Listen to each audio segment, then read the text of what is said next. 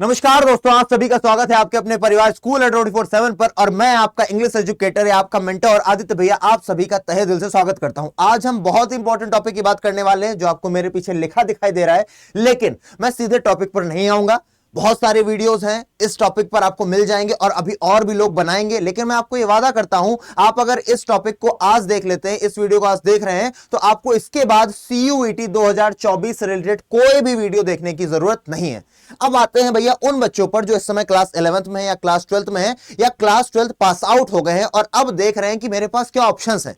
कुछ बच्चे होते हैं जो पहले से अपने ऑप्शंस देखते हैं कि मुझे आगे चल के नीट करना है, मुझे आगे चल के IIT करना है, मुझे आगे चल के डिफेंस की तैयारी करनी है, क्योंकि बहुत ज्यादा ऑप्शंस नहीं होते हैं कि आप 12th के बाद कर सको। तो वो बच्चे जो इन सभी चीजों को एस्पायर करते हैं, IIT हो गया, नीट हो गया, डिफेंस हो गया, हम सभी जानते हैं जो सक्सेस रेट है बहुत ज्यादा नहीं होता है, सक्सेस रेट बहुत कम होता है। तो क्या बैकअप रखने में कोई समस्या है? मैं आपसे पूछ रहा हूं, क्या बैकअप रखने में कोई समस्या है? हम लोगों से बोला जाता है ना, प्लान बी क्या है आपका? प्लान बी होना चाहिए। तो यही आपका प्लान बी बन सकता है CUET। और एक ऐसा बैकअप होगा ये जिसके लिए आपको कोई पोथी पत्री खरीदने की जरूरत नहीं पड़ेगी, जिसके लिए आपको कुछ बहुत ज्यादा करने की या बहुत अलग से एफर्ट्स लगाने की जरूरत नहीं पड़ेगी। ये आपके क्लास 11th में हो या क्लास 12th में हो तो उसके साथ साथ साथ चलता रहेगा। और अगर क्लास 12 पास आउट कर दिया है तुमने, पास आउट हो चुके हो, तो फिर तो भाई तुम CUET के लिए सीधे सीधे दे ही सकते हो, क्योंकि ना तो अब 11 की पढ़ाई रह गई ना 12 की पढ़ाई रह गई, आपके पास अब कॉम्पिटिटिव एग्जाम्स आएंगे सामने। तो अब बात करते हैं अपनी CUET के बारे में। हम सभी इसका फुल फॉर्म जानते हैं, नहीं जानते हैं तो आप जान लीजिए, कॉमन यूनिवर्सिटी एंट्रेंस टेस्ट। अभी मैं सब बताऊंगा क्यों होता है, इसके एलिजिबिलिटी क्राइटेरिया क्या है, एग्जाम मोड क्या होता है, मीडियम क्या होता है, जितना भी CUET से रिलेटेड है, इसके एग्जाम से रिलेटेड है, सब कुछ बताऊंगा। थोड़ा सा मिथ्स फैली हुई है समाज में, है ना, टीचर्स ने फैला रखी है ताकि आप लोग उलझो, फिर उनके से जाकर के उनके चरण दो, तो आपकी आज सारी मिथ्स दूर हो जाएंगी। बस ये समझ लो कि मिथ ब्रेकर वीडियो होने वाला है आपके लिए, ठीक है। अब देखो, एक चीज से मैं इससे रिलेट करना चाहूंगा।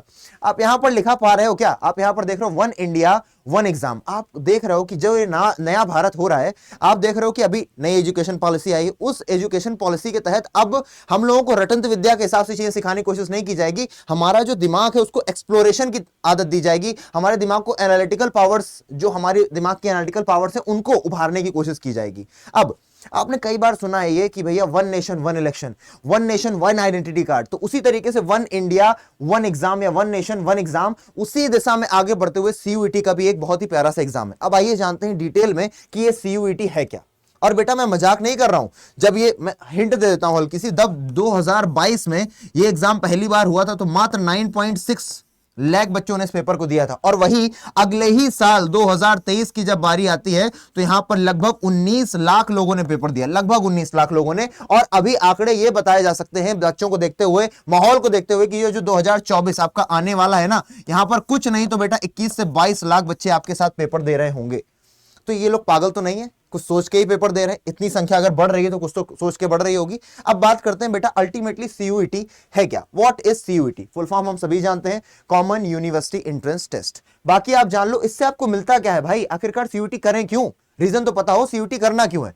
बेटा देखो, आप जब क्लास 12th कर लेते हो तो आप या तो बीटेक करने जाते हो, या तो BA करने जाते हो, BCom करने जाते हो, BSc करने जाते हो, कोई डिप्लोमा करने जाते हो। और किसमें आप जाना चाहते हो? आप जाना चाहते हो बड़े कॉलेजेस में। अब आखिरकार भैया बड़े कॉलेजेस में क्यों जाना है? अब मान लो हमारा जन्म हुआ भैया, क्या बोलते हैं, फफूंद में। फफूंद एक जगह का नाम मान लेते हैं, गांव कस्बा है, और हम वहीं के किसी छोटे मोटे कॉलेज में जाकर के सीख के आ जाते हैं। तो बेटा वहीं के छोटे मोटे कॉलेज में अगर तुम जाओगे तो क्या तुम्हारा माइंडसेट कभी भी ब्रॉड हो पाएगा? कभी तुम उन चीजों को जान पाओगे जो एक वाकई में नागरिक को जाननी चाहिए? हम सभी को पता है महात्मा गांधी भले भारत के लिए लड़े थे, लेकिन गए कहां थे पढ़ाई करने? साउथ अफ्रीका पढ़ने गए थे। कुछ तो कारण होगा ना कि हम लोग प्रेफर करते हैं भैया टॉप नॉच यूनिवर्सिटीज, जो टॉप की यूनिवर्सिटीज हैं। और हम सभी जानते हैं DU हो गई, BHU हो गई, जामिया मिलिया इस्लामिया हो गई, और भी कई सारे नाम मैं बीच बीच में लेता रहूंगा। तो आखिरकार CUET करना क्यों, पेपर क्यों देना है? बेटा CUET बेसिकली एक ऐसा एग्जाम है जिसके तहत आप किसी भी अपनी मन चाही यूनिवर्सिटी में जाकर के दाखिला ले सकते हो, अपने चाहे स्ट्रीम में, अपने चाहे सब्जेक्ट्स में। देखो, admission into the undergraduate programmes for the central, state, deemed private universities and their affiliated colleges in India. जितने भी कॉलेजेस हैं, अब ये भी देखो इनकी भी संख्या बढ़ गई है। शुरुआत में 2022 में ज्यादा कॉलेजेस नहीं थे, लगभग 50 से 100 के बीच में कॉलेजेस थे। फिर 2023 में उन कॉलेजेस की संख्या बढ़कर के हो गई 250, और अभी 2024 में संख्या होने वाली कुछ नहीं तो 300 से 350 के बीच में, ये अनुमान लगाया जा सकता है बड़े ही आराम से। और इसके बारे में क्या जानते हैं? कंडक्टिंग बॉडी कौन है, पेपर कराता कौन है? अब जैसे कि आपको पता है कि अगर सिविल सर्विसेज का एग्जाम है, सिविल सर्विसेज का एग्जाम है तो कौन कराता है? यूपीएससी करवाता है, यूनियन पब्लिक सर्विस कमीशन। तो इसका पेपर कौन करवाता है? सीयूईटी का। सीयूईटी का पेपर करवाता है नेशनल टेस्टिंग एजेंसी यानी कि एनटीए। थोड़ा सा और बेसिक नॉलेज ले लेते हैं क्योंकि आपको बाद में बहुत काम आने वाली है ऑफिशियल वेबसाइट। आप अपने सीनियर से पूछोगे या फिर टीचर से भी पूछोगे तो भी बताएंगे ये वेबसाइट याद होनी चाहिए। तो भैया इसकी ऑफिशियल वेबसाइट है cuet.samarth.ac.in। ये तो हो गई जनरल चीजें, ठीक है ना।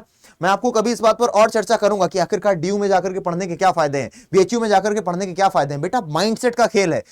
इन कॉलेजेस में बड़े बड़े शहरों से दूर दूर से लोग आएंगे, आप पूरे भारत को समझ पाओगे, लोगों की मेंटालिटी को समझ पाओगे। भारत को समझने में एक अलग लेवल की तुम्हारा समझ रहे हो समझ पैदा हो जाएगी, दुनिया को समझ पाओगे। वहां के टीचर्स जो होंगे वो एक अलग दर्जे के टीचर्स हैं। हम सभी जानते हैं डीयू और बीएचयू ये लोग अपने आप में जो यूनिवर्सिटीज हैं बहुत ज्यादा जानी मानी यूनिवर्सिटीज हैं।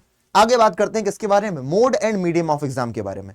हम सभी जानते हैं, नहीं आप सभी नहीं जानते, मैं ही जानता हूं फिलहाल, तो आप में से कुछ जानते होंगे। जो इसका मोड है बेटा वो सीबीटी मोड रहने वाला है। सीबीटी क्या होता है? Computer based test. यानी कि आपने अगर एसएससी सीएचएसएल का एग्जाम दिया है, अगर आप 12th दे चुके हो, या फिर आगे आने वाले कई सारे एग्जाम्स, चाहे वो बैंक का एग्जाम हो, चाहे वो एसएससी सीजीएल का एग्जाम हो, चाहे वो सीपीओ का एग्जाम हो, बहुत सारे एग्जाम्स हैं वो सीबीटी मोड पर ही होते हैं। यानी कि कंप्यूटर बेस्ड टेस्ट होता है, उनमें इस तरीके का आपको आउटलेट दिखाया होता है, वहीं पर आप क्वेश्चन पढ़ते हो, आंसर देते हो और टिक लगाते रहते हो, है ना। आपको सब आगे चीजें सिखाऊंगा मैं जब आपका पेपर नजदीक आएगा। और देखते हैं मीडियम क्या होने वाला है। ये आपको पता चल गया मोड क्या है, सीबीटी। मीडियम, मीडियम में बेटा 13 लैंग्वेजेस आती हैं, 1 2 3 नहीं बेटा 13 लैंग्वेजेस आती हैं। वन नेशन वन एग्जाम, पूरी की पूरी भाषाओं को एक एग्जाम में समेट करके लाने की कोशिश की गई है।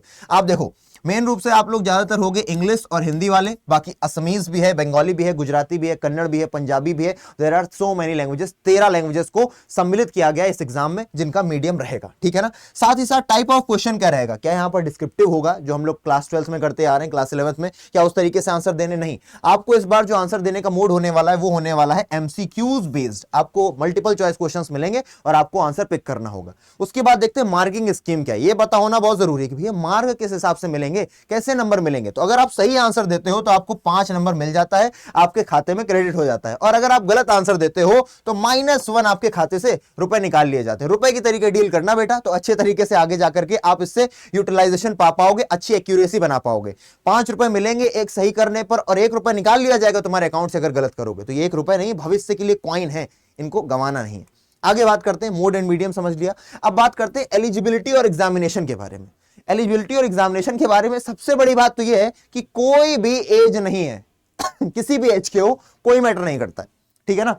और देखते हैं, शुड हैव पास 10+2। या तो आपने 12वीं कक्षा पास कर रखी हो, या आप 12वीं कक्षा में इस समय अपीयर हो, यानी कि आप कक्षा 12 में पढ़ रहे हैं या 12वीं कक्षा पास कर चुके हैं, तो आप इस एग्जाम के लिए एलिजिबल हैं। लेकिन मैंने ये तो बोल दिया कि सीयूईटी कोई एज नहीं मांगता, लेकिन ऐसा नहीं है कि यूनिवर्सिटीज एज नहीं मांगती। आप जब किसी पर्टिकुलर यूनिवर्सिटी को एम कर रहे हैं तो वहां की अपनी खुद की क्या हो सकती है, उनके खुद के क्राइटेरियाज हो सकते हैं, और उन क्राइटेरिया को जानना आपके लिए जरूरी हो जाएगा। वो हम फर्दर बात कर रहे होंगे, ठीक है ना। आगे बात करते हैं एग्जाम पैटर्न की। तो भैया ये तो बहुत ज्यादा जानना था। एग्जाम पैटर्न तो इज लाइक, एग्जाम पैटर्न पता होता है तो लगता है कि हाँ रीढ़ की हड्डी मजबूत है, सीधे होकर के पेपर दे सकते हैं। तो भैया ये 3 पार्ट्स में डिवाइडेड है। कितने पार्ट्स में? 3 पार्ट्स में डिवाइडेड है। पहले पार्ट में क्या आता है? पहले पार्ट में आपका आ जाता है लैंग्वेज। अभी बताऊंगा कितनी लैंग्वेजेस हैं, उनमें से क्या चूज करोगे, कैसे करोगे। दूसरा टेस्ट होता है आपका डोमेन टेस्ट, और तीसरा जो पार्ट होता है वो आता है आपका जीटी यानी कि जनरल टेस्ट, ठीक है ना। 3 इसके पार्ट्स है, लैंग्वेज, डोमेन और जनरल टेस्ट। सभी को इनके एग्जाम देने ही देने, ठीक है ना। अब आगे आ जाते हैं इनकी डिटेल्ड वर्जन पर, कैसे आप इनको समझोगे। आइए मैं आपको समझाता हूं, बहुत ही प्यार से देखने की जरूरत है बेटा। सेक्शन मैंने आपको बताया ना 3 सेक्शन है, उसमें से भी जो लैंग्वेज का सेक्शन है वो 2 पार्ट में बांटा गया है, सेक्शन 1A और सेक्शन 1B। सेक्शन 1A में 13 लैंग्वेजेस हैं और सेक्शन 1B में 20 लैंग्वेजेस हैं। साथ ही साथ सेक्शन 2 हम सभी को पता है डोमेन है, जिनमें से कितने डोमेन है बेटा? 27 डोमेन है, और उन 27 डोमेन में 21+6 करके आपको चलना पड़ेगा। अभी मैं बताऊंगा ऐसा मैंने क्यों बोला। और साथ ही साथ जनरल टेस्ट। अब बेटा इनका देख लेते हैं कितने मार्क्स के आते हैं, कितना टाइम मिलता है। तो अगर आप बात करो लैंग्वेज की, चाहे वो 1A हो चाहे वो 1B हो, सेक्शन अभी बताऊंगा 1A में कौन सी लैंग्वेजेस आती हैं, 1B में कौन सी लैंग्वेजेस आती हैं, घबराओ नहीं, सब यही मिलेगा। तो बेटा आप देखो नंबर ऑफ क्वेश्चंस, लैंग्वेज का पेपर जो होगा आपको 1 या 2 दोगे आप लैंग्वेज के पेपर, अगर आपने 2 लैंग्वेज ले रखी हैं तो भैया 50 क्वेश्चन आएंगे, जिनमें से मात्र आपको 40 करने हैं। कितने? 50 में से 40 करने हैं बेटा, बहुत ही पुद्दू पुद्दू लेवल के क्वेश्चन आते हैं, आराम से कर ले जाओगे और समय आपको मिलता है 45 मिनट फॉर ईच लैंग्वेज। यानी कि अगर आप देखो 40 क्वेश्चन करने 45 मिनट मिल रहा है, यानी कि आपको 1 मिनट से ज्यादा का समय मिल रहा है और सवाल पुद्दू पुद्दू है, बहुत ही हल्के सवाल है। अब बात करते हैं सेक्शन 2 की। सेक्शन 1 में आपने बात कर ली इंग्लिश की या फिर कोई भी लैंग्वेज है ना, आपके पास खूब सारी लैंग्वेजेस रहेंगी, 20 और 13 33 लैंग्वेजेस हैं। अब सेक्शन 2 में आप देखो 27 डोमेन स्पेसिफिक सब्जेक्ट हैं। अब उनमें से अगर 6 को हटा दो, कौन से 6 को हटा दो, ये जो 6 यहां पर लिखे हुए, कंप्यूटर साइंस, साथ ही साथ मैथमेटिक्स है ना, applied and core and chemistry, अगर इन 6 सब्जेक्ट्स को आप हटा देते हो, इन 6 सब्जेक्ट्स के लिए आपको टाइमिंग कितनी मिलती है, इन 6 सब्जेक्ट्स के लिए आपको टाइमिंग मिलती है बेटा कितनी, 60 मिनट्स। इन 6 सब्जेक्ट के लिए आपको टाइमिंग मिलती है 60 मिनट्स और बाकी के लिए मिलती है आपको कितनी, बाकी के लिए आपको 45 मिनट मिलती है। यानी कि आपको ये जो 6 सब्जेक्ट हैं इन सभी के लिए 60 मिनट मिलेगा पेपर देने के लिए, और बाकी के लिए आपको कितना मिलेगा, जो 21 हैं उनके लिए आपको मिलेगा मात्र 45 मिनट। ठीक है ना, क्योंकि देखो अगर आप केमिस्ट्री दे रहे हो, अगर आप फिजिक्स का पेपर दे रहे हो, मैथ का पेपर दे रहे हो बेटा, इसमें डिस्क्राइब करना पड़ता है, आपको जाकर के सॉल्यूशन लाने के लिए मेहनत करनी पड़ती है, पेपर और पेन को खर्चना पड़ता है, तो वो समय आपको ज्यादा इसीलिए मिल रहा है। और इसमें भी सेम चीज है भाई, इसमें आपको 50 क्वेश्चन मिलेंगे और उनमें से 40 का आपको आंसर देना रहेगा। ठीक है ना, 10 क्वेश्चन आप इसमें भी छोड़ सकते हो, जो कठिन लगे छोड़ दो। आगे देखते हैं लास्ट में जनरल टेस्ट। जनरल टेस्ट के लिए आपको 60 मिनट मिलता है और 50 क्वेश्चन करने हैं। इस बार भी आपको 1 मिनट से ज्यादा मिल रहा है एक क्वेश्चन के लिए। 60 क्वेश्चन में से आपको 50 करने हैं, जो 10 कठिन लगे छोड़ दो। सिंपल है भाई, ये आपको समझ में आ गया कि किस तरीके से इसका एग्जाम स्कीम रहने वाली, एग्जाम स्कीम समझ गए। अब आगे देखते हैं क्या, आगे देखते हैं एग्जाम पैटर्न क्या रहने वाला है। हम सभी को पता है 3 पार्ट्स में डिवाइडेड है। सेक्शन 1A एंड बी किससे डील करता है, लैंग्वेज से डील करता है। सेक्शन 1A एंड बी दोनों ही किससे डील करते हैं बेटा, लैंग्वेज से।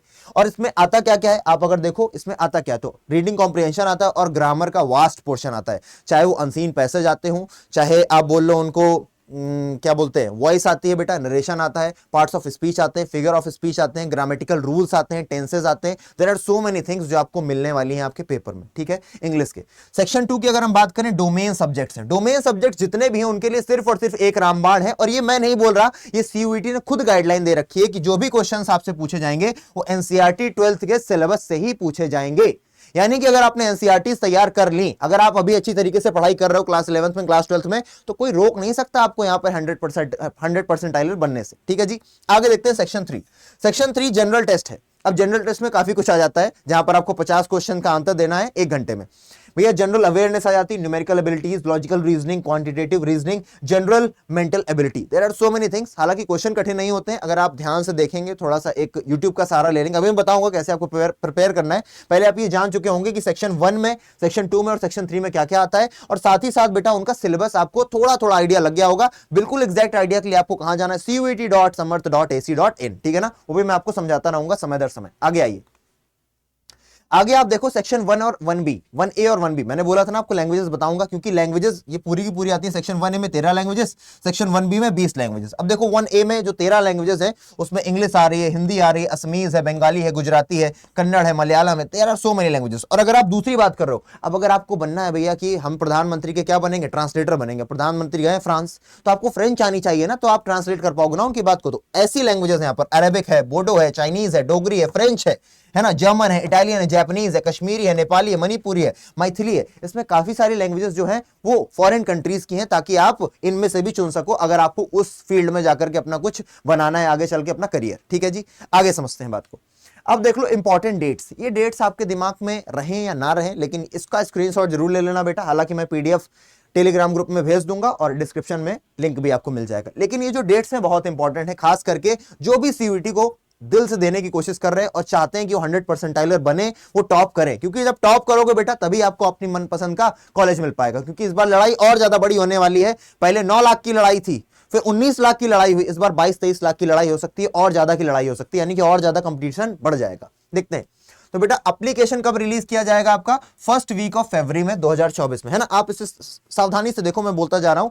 Last date of submit the CUET application आपको 3rd वीक ऑफ मार्च 2024 की बात कर रहे हैं हम लोग, है ना। 3rd वीक ऑफ मार्च में आपको जमा कर देना है। उससे पहले ही आपको जमा कर देना है क्या, अपना सीयूईटी का एप्लीकेशन फॉर्म। साथ ही साथ एप्लीकेशन करेक्शन डेट भी आपको यहां पर मिलती है। अगर आपसे कोई गलती हो गई है तो वो भी आप करवा सकते हो 1st वीक ऑफ अप्रैल से पहले पहले। फिर आप बात करो announcement of city of CUET exam. इस बार देखा था ना कितना सिटी एलोकेशन बच्चे परेशान हो गए थे, अपने सीनियर से पूछना सिटी एलोकेशन कब होगा भाई साहब, तो 2nd वीक ऑफ अप्रैल में। हालांकि आपको उसी दिन नहीं पता चलेगा आपका सेंटर कहां पर है, वो 3 दिन पहले एग्जाम के आपको पता चलेगा।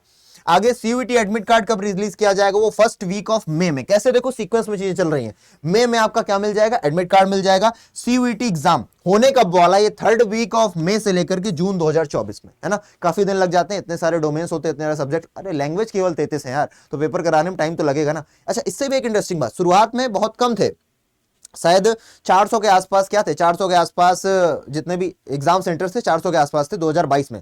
2023 में उन सेंटर्स को बढ़ा के 900 950 के आसपास करना पड़ा, और इस बार 1000 से भी ऊपर आपके एग्जाम सेंटर्स होने वाले हैं। तो तुम समझ रहे हो ना कितना बड़ा होता जा रहा है हर साल ये एग्जाम। हालांकि आपको पता है एक ही बार होता है, अगर 2 बार होगा तब कितनी गदर मचेगी। तो अभी टाइम है, लपक लो। आगे देखते हैं बच्चे, आंसर की कब रिलीज की जाएगी, आंसर की रिलीज की जाएगी 4th वीक ऑफ जून 2024, और सीयूईटी रिजल्ट डेट कब आएगी भैया, 3rd वीक ऑफ जून 2024 में। And at last counselling session आपके शुरू हो जाएंगे लास्ट वीक ऑफ जुलाई से। लास्ट वीक ऑफ जुलाई जब आ जाएगा उसके बाद से आपके काउंसलिंग सेशन शुरू हो जाएंगे। तो ये सारी इंपॉर्टेंट डेट्स हैं जिनको आपको अपने दिमाग में, अपने जहन में रखना है। अब देखो क्रेज इन यूथ, यानी कि बच्चे किस तरीके से पगला रहे हैं। देखो मैंने आपको अभी बताया था, जैसे 2022, उसके बाद आया आपका 2023, और अब आने वाला है 2024। तो मैंने जब बोला कि भाई क्रेज क्यों है यूथ में, 2022 में ज्यादा लोगों को पता नहीं था, हालांकि अभी भी ज्यादा लोगों को पता नहीं है, गांव देहात तक लोगों को नहीं पता है सीयूईटी जैसा कोई एग्जाम आ चुका है। 2022 में भैया 9.6 लाख लोगों ने पेपर दिया। 2023 की बात करोगे तो लगभग 19 लाख लोगों ने पेपर दिया। ये क्रेज है ना। मैंने क्या बताया, शुरुआत में भैया 400 450 के आसपास क्या थे एग्जाम सेंटर्स थे, उसके बाद 2023 में कितने पड़ गए, लगभग 950 से 1000 के आसपास करने पड़ गए। इस बार वो 1000 करने पड़ गए, 1000 से भी ज्यादा एग्जाम सेंटर्स, और इस बार उम्मीद यही है बेटा कि 22 लाख के आसपास बच्चा पेपर देगा। तो तुम देख रहे हो कैसे संख्या बढ़ रही है, इट्स बूमिंग, बहुत जल्दी जल्दी संख्या बढ़ती चली जा रही है, और आपको भी पार्टिसिपेट कर लेना है। बैकअप की तरीके करो, चाहे इसको मेन स्ट्रीम पकड़ करके चलो, क्योंकि बेटा ग्रेजुएशन तो करोगे ही, बिना ग्रेजुएशन के एक डिग्री होना मांगता है ना, तो अगर वो डिग्री चाहिए ही तो पढ़ाई करके लेते हैं ना, अच्छी जगह जाकर के लेते हैं ना, जहां से एक्सपोजर मिल सके, हमारे ज्ञान को चौदिशी विकास मिल सके। चौदिशी समझते हो, वर्सेटाइल नॉलेज मिल सके, मतलब हर तरीके का, ऐसा नहीं कि हमारा ज्ञान सिर्फ एक संकीर्ण धारा की तरीके हो। आगे बढ़ते हैं, एप्लीकेशन फी, अरे सॉरी, है ना, एप्लीकेशन फी जो भैया पैसा दोगे जाकर के ना एप्लीकेशन भरने के लिए, तो वो कितना लगने वाला है तीनों, अगर आप 3 सब्जेक्ट तक दे रहे हो, मैं यहीं पर समझा देता हूं, बाकी आप तो पूरा चार्ट देख ही रहे हो। अगर आप कितने दे रहे हो, अगर आप 3 सब्जेक्ट तक दे रहे हो, केवल 3 सब्जेक्ट आपने चुने हैं, तो आपको देना पड़ेगा, अगर आप जनरल कैटेगरी में हो तो आपको पड़ेगा भैया 750 रुपए। अगर आपने 7 सब्जेक्ट तक चुन लिए, 3 से ऊपर अगर आपने सब्जेक्ट चुने और 7 से कम है या 7 है, तो आपको जनरल कैटेगरी में देना पड़ेगा 1500 रुपए, है ना, इसे गिन के देने पड़ेंगे। और अगर आपने 10 सब्जेक्ट चुन लिए तो आपको कितने रुपए पड़ जाएंगे, 1750 रुपए आपको जमा करने पड़ेंगे, है ना जी। और बाकी कैटेगरीज के लिए भी है, ओबीसी, एनसीएल, एससी, एसटी, है ना, ये सारी आपको कैटेगरीज यहाँ पर दिखाई दे रही है। आप जिस भी कैटेगरी में लाई करते हैं आप उसे देख सकते हैं और समझ सकते हैं कितने पैसे लगने वाले। बहुत ज्यादा नहीं है बेटा, और बहुत ज्यादा मेहनत भी नहीं है इसमें, बस ये है थोड़ा डेडिकेशन के साथ अगर चलोगे तो तुम्हारे कदमों में होगा एग्जाम। सच बता रहे हैं, 200 में से 200 तुम्हारे आराम से आ सकते हैं। आगे बढ़ते हैं, अब आपका क्वेश्चन रहता है भैया, अच्छा अभी ये भी है, सब्जेक्ट लिमिट को पहले जान लो। सब्जेक्ट लिमिट देखो शुरुआत में ये थी कि आप 9 सब्जेक्ट ले सकते हो। अब जैसे कि आपने 2 ले लिए लैंग्वेज के, एक आपने डोमेन ले लिया, सॉरी एक आपका जीटी हो गया, बचे कितने, 2 हो गया, एक 3 हो गया। अब आप कितने ले सकते हो, 6 डोमेन ले सकते हो, 6 डोमेन ले सकते हो। और बेटा जो आपने 12th में ले रखे थे, जब मान लो ह्यूमैनिटीज के हो तो भैया 12th वाले जरूर ले लो, है ना, हिस्ट्री उठा लो, हिस्ट्री उठा लो, पॉलिटी उठा लो, इकोनॉमिक्स उठा लो, जो अच्छा है। अब देखो आईआईटी में अगर तुम जाओगे पेपर देने तो तुमको पता है बेटा, तुम्हारी फिजिक्स अच्छी हो सकती है, केमिस्ट्री अच्छी हो सकती है, क्या पता बायोलॉजी तुमको डुबा दे। वहां पर तीनों के तीनों रोल प्ले करते हैं। यहां तो आप कहते हो नहीं बायोलॉजी पढ़ेंगे ही नहीं, बिना बायोलॉजी के भी बहुत सारे यूनिवर्सिटीज हैं जो आपको लेने के लिए तैयार है कि हाँ हमें चलेगा, फिजिक्स और केमिस्ट्री है इसके पास, मैथ है, आ जाओ, बायोलॉजी नहीं चलेगा। उनकी अपनी अपनी डिमांड है, तो आप अपने हिसाब से पढ़ाई कर सकते हो। न्यू एजुकेशन पॉलिसी है जो, वो आखिरकार चाहती क्या, वो यही चाहती है कि अब जो बच्चे हैं ना अपने हिसाब से आगे बढ़े, उन पर बस्ता ना बांध दिया जाए कि ये लो 10 किताबें भर दी हैं, वो तुम्हारा वजन 10 किलो है, तुम्हारे बस्ते का वजन 18 किलो है।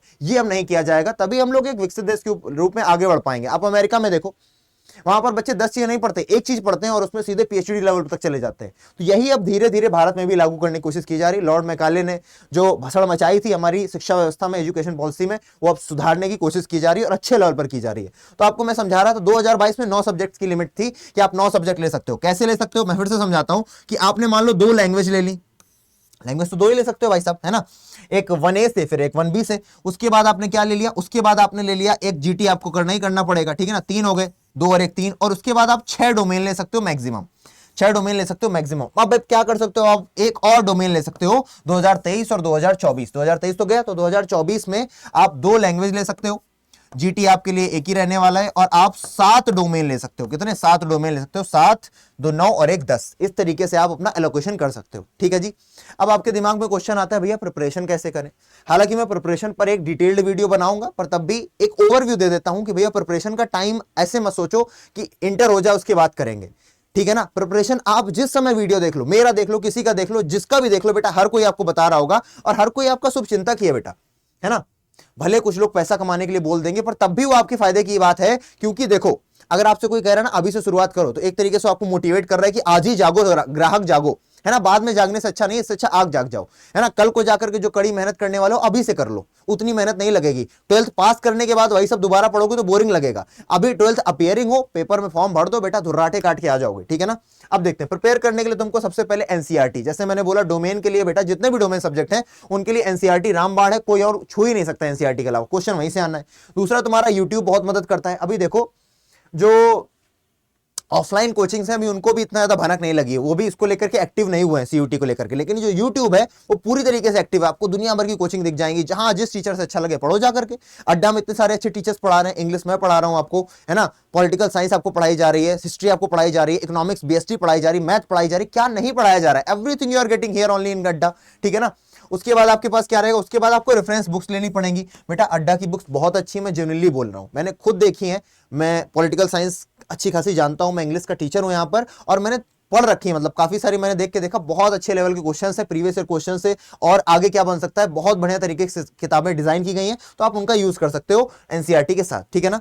आगे देखो भैया, पेड कोर्सेज बहुत सारे होंगे जो आपकी मदद कर सकते हैं, और अगर आपको एक महापैक ले लोगे तो फिर तो जितने भी साल भर के आते हैं सारे के सारे आपके आ जाएंगे। अभी आपको इस चैनल पे भी हम लोग भी बहुत जल्दी आपके लिए पेड कोर्स लेकर के आएंगे, लेकिन उसमें अभी समय है ना। और आप जब पेड कोर्स मिले तो आपको क्या लगाना रहेगा, एक कोड आपको अभी से बता देता हूं भैया, S743। ये कोड आपकी क्या मदद करेगा भैया कि आप मैक्सिमम डिस्काउंट पा सको अपने उस कोर्स पर। आगे बात करते हैं जो बहुत इंपॉर्टेंट चीज है, वो है भैया फोकस ऑन क्लास 12th। मैं बार बार बोल रहा हूं कि अगर आप क्लास 12th में हो या क्लास 11th में हो तो आपके पास सुनहरा मौका है। जहां क्लास 12th अपीयरिंग होना, जहां खत्म होने को है क्लास 12th, भट्ट से भर देना सीयूटी, और फरवरी में एग्जाम होगा, सॉरी मई के आसपास एग्जाम हो जाएगा तुम्हारा, मई या जून में, और जाकर के बेटा टॉप कर देना। 12th बेटा बस ध्यान से रखो, कुछ डिलीटेड चैप्टर्स हैं कुछ चीजों में, पॉलिटिकल साइंस में, हिस्ट्री में, उनको और पढ़ लेना, टीचर्स के द्वारा यहाँ पर सभी लोग पढ़ाई देते हैं, तो वो पढ़ लेना बेटा, बस तुमसे अच्छा कोई राजा बाबू है नहीं।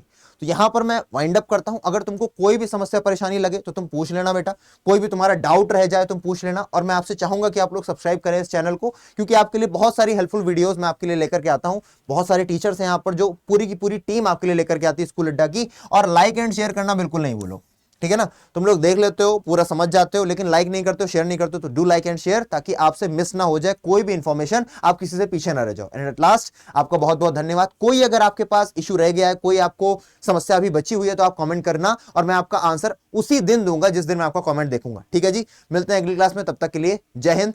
अपना और अपनों का ख्याल रखें और मेहनत करके धुर्राटे काटते रहें।